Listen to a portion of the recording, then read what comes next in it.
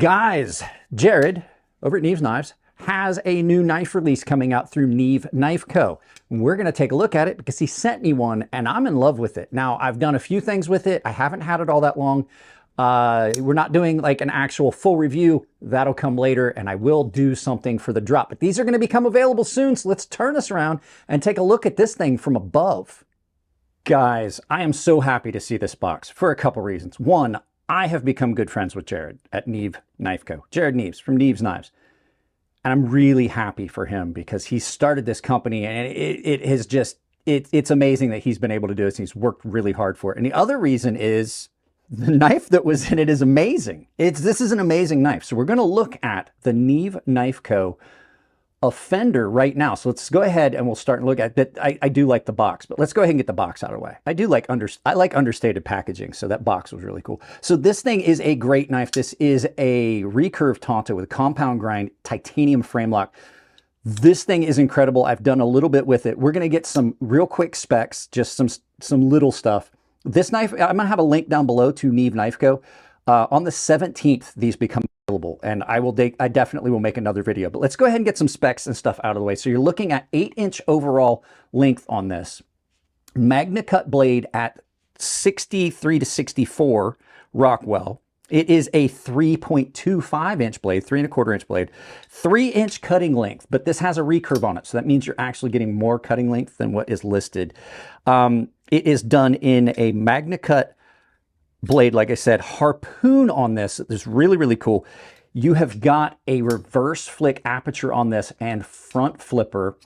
Now, this is a hollow grind with a flat at the front, and it is just absolutely gorgeous. Now, the cool thing about this is when they become available on the 17th, you will be able to pre-order hardware in other colors. So you can probably pick your color that you order, but you can also get additional hardware. Jared and I were talking about that. That's something that's happening. And I do have a link to Neeve Knife Co. down below. That's an affiliate link that does support the channel, but we're going to try and get these sold out. Now, this is my knife. We are going to do a lot of stuff with it. So before we get into the actual review, let's do some quick size comparisons and get that out of the way. So your first knife for size comparison is the Spyderco Paramilitary 2. And if you're new to the channel, I do this so you have a visual reference of a knife you might know, because I can tell you that it's 8 inches, but you know, that doesn't put it in perspective for you. So that's your first knife. Your next knife for size comparison is the Benchmade Osborne 940, probably the best known knife in the knife industry. You can see there, this is a little bit bigger than that. They are tip for tail, it's a little bit bigger. So, and your final knife for size comparison is the legendary Chris Reese Sebenza, large Sebenza. Mine's a large 21.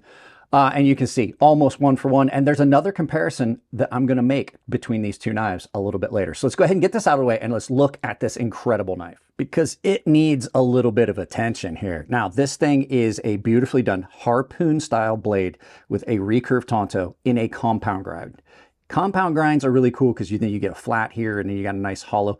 It's attractive looking, but you get a reinforced tip and then a very, very good cutting area back here. Even this is still a really good cutter. You can see the multi-angle look of that is really cool on that blade. You've got satin going multiple directions. You got satin going this way. You got satin going at that angle, down here, that way. It's really attractive, all those facets, but it is still a super, super functional blade, not just for looks. You get this big aperture on here for reverse flick. The action on this is super good, and it has broken in even more so since I first got it here a couple days ago. The frame lock on this, really good access on that. So once you do engage it, you can easily disengage it because it's not heavy, heavy detent on that long lock bar. So cutting with this has got that recurve area here where it just digs in and you stay in the cut so much longer for utility cuts. And then you can still get up on that very tip. Even though the tip is a little bit swept up, it's not quite as dropped down as some other knives would be more in line with the spine. You have to get up a little bit, but not too badly.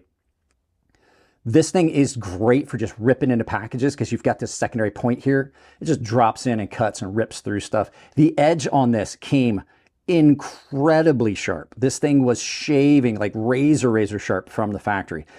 MagnaCut is a steel that's going to hold up to a lot of stuff. It's really got good edge retention. It's got a lot of other features. It is rust resistant, all those things. So this is a knife you could pretty much use in any environment. The action on that front flipper is amazing. And I wanted to point this out. I love a good thumb ramp, which is why harpoon blades are so cool. I like that thumb placement there, but then this jimping. I've never been a real big fan of jimping unless it's really good and functional. This is just about perfect. And I said we were going to make another comparison. It's very, very reminiscent of the jimping on the thumb area, the thumb ramp area of the Sebesta. I love that type of jimping. It's not in the way. It doesn't get uncomfortable. It doesn't feel sharp, but it still gives you a little bit of extra grip. And then when you get up in here into that choil, you just can bear down on that and really lock in and do some heavy, heavy duty cuts. This thumb ramp is just incredible. And the fact is this finger choil here keeps you well away from the plunge. So when you're sharpening, you're not going to slam into stones and things like that. Now, a recurve gives you the maximum amount of blade, cutting surface because you wind up with this area that just is longer than if it was a straight grind on that. So really, really good. Like I said, action, just amazing. Oops, I missed the flipper tab. Just amazing on this, but then you get this balance. Get this balance where it's just about perfect. Your weight is right there at the pivot, a little bit forward. And then in hand, these handles, beautifully contoured, nice and broad, so they fill your hand. Your hand doesn't get tired. You can cut all day with this and not get the muscles in your hand fatigued. They put a little bit of, Jared put a little bit of jimping on the flipper tab, which is cool. A lot of times I don't like that, but it's the same style jimping here where it's not aggressive.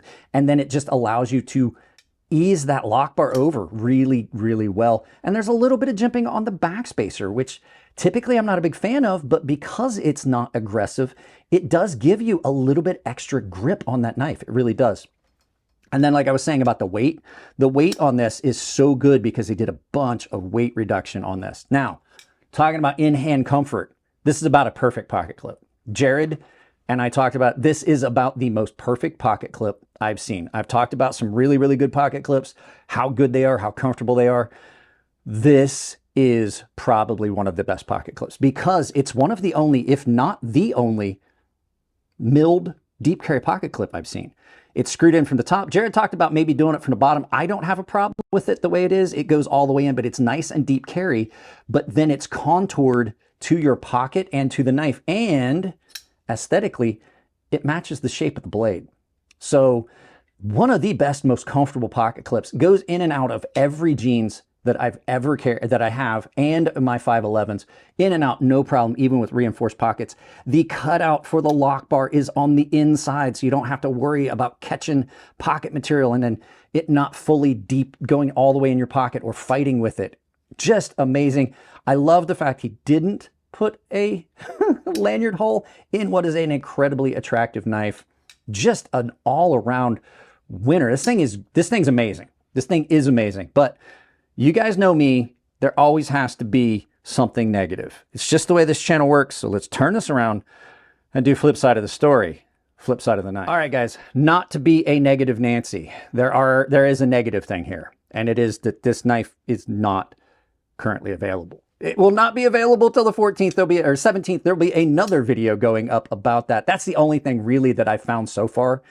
I mean, there could be some little nitpicky things, but I'm going to tell you right now, first impressions, the fact that this is, the thought process that went into this, he's seen so many knives just like me on the channel. He knows what he likes. He knows what most other people are going to like.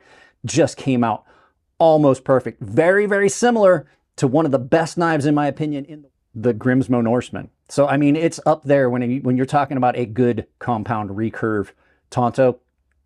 Just about perfect. So, guys, with that being said, let's turn this around and do some final thoughts and send you out about your day. All right, there you go, guys. It always seems like the reviewers' knives wind up being really good because they kind of pick and choose from other knives, things that they like, things they didn't like, and they've just come out. Lefty stuff, Jared stuff, some of the other guys, their knives have just been amazing. So that's it on this one, guys. You're going to see another video about this when it drops on the 17th. So you guys know what to do. Thumbs up, thumbs down. Make sure that you're dropping comments and liking the videos. It's the best thing you can do for a channel. if you do want to support financially, you don't even have to give me money directly. If you're going to buy some stuff, use my affiliate links down below. There's a ton of them. Most of the major knife vendors. And I have an Amazon store. You can take that link, pin it to your browser, use it for all of your Amazon shopping. I also have 2 links down there that will save you 10% at checkout. It's Coffee Brand Coffee and Tempered Trail. Just by using those links, you save 10% at those sites at checkout. I also have a coupon code, crazysharp, that will save you 10% at KATSU Knives, Rosecraft Blades, Fair & Forge Knife Works, Otter Arms for those pistol stands, and Otter EDC for the kinetic fidget toys that my buddy makes. You can also support the channel by joining my membership. If you join the membership, you get early access to videos, exclusive content. That coupon code, I'm sorry, just to make sure, crazysharp, all one word. But like I said, membership, exclusive content, early access to videos, and I'm starting to set up to do giveaways. I also have a public Discord down below. If you've got a knife you want to hit me up there in the DM section and say, hey, I want to look at this knife, we can figure it out there. Yeah, guys, that's it. Pretty much keep it clean in the comment section. If it's your birthday, happy birthday, and I will see you in the next video.